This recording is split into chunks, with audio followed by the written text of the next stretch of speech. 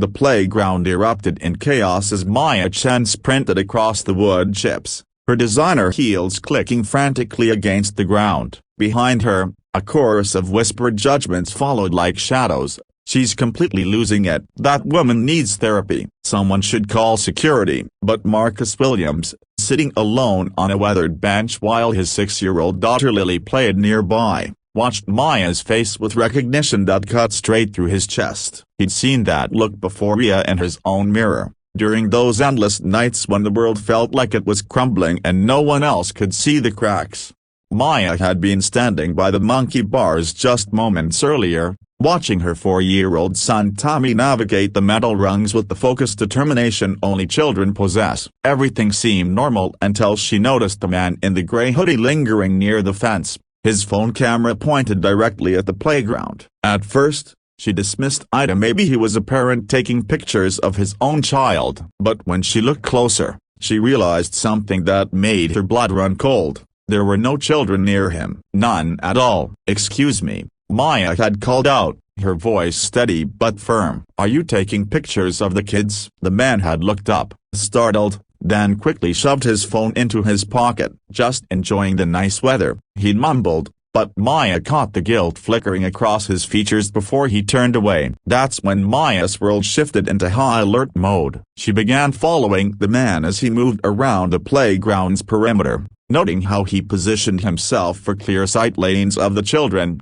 how he pretended to check his phone while actually taking photos. When she tried to alert other parents, their responses ranged from polite dismissal to outright annoyance. "You're being paranoid," one mother had said, not even looking up from her phone. "People take pictures all the time. Maybe he's just waiting for someone," another parent suggested. "You shouldn't assume the worst about people." But Maya couldn't shake the feeling a mother's intuition sharpened by years of reading about predators who targeted playgrounds, who used seemingly innocent photos for unspeakable purposes. She'd studied child safety religiously after becoming a single mother following her divorce, knowing that vigilance was her only armor against a world that often felt too dangerous for someone as precious as Tommy. Marcus understood that vigilance intimately. 2 years ago, his ex-wife had left him and Lily without warning, disappearing with another man and leaving behind only a note that said she needed to find herself. Since then, he developed his own hyper-awareness, his own protective instincts that others might label as excessive. He recognized the weight Maya was carrying, the burden of being the sole guardian standing between her child and potential harm. As Maya continued her pursuit of the suspicious man, other parents began to whisper more loudly, "She's harassing that poor guy. Someone needs to tell her to back off." A few even pulled out their own phones, recording Maya's increasingly frantic behavior as she tried to get someone, anyone, to take her concerns seriously. Marcus watched it all unfold with growing discomfort. He saw how the man in the gray hoodie kept glancing toward the playground equipment where the youngest children played. He noticed how the stranger's body language changed whenever Maya got too close, the defensive posturing, the quick movements, the way he kept checking his phone like he was receiving instructions. When Maya finally approached the playground monitor, a teenage employee who clearly wanted nothing to do with adult drama, Marcus made his decision. He stood up, his contractor-calloused hands smoothing down his worn jeans, and walked over to where Maya stood pleading her case. "I think you should call the police," Marcus said quietly to the monitor, his deep voice cutting through the ambient noise of children playing. "That man's been photographing kids for the last 20 minutes. And he doesn't have any children here with him." Maya turned toward Marcus, her eyes wide with surprise and gratitude. For the first time that afternoon, someone was taking her seriously instead of treating her like an overprotective helicopter parent who'd watched too many true crime documentaries.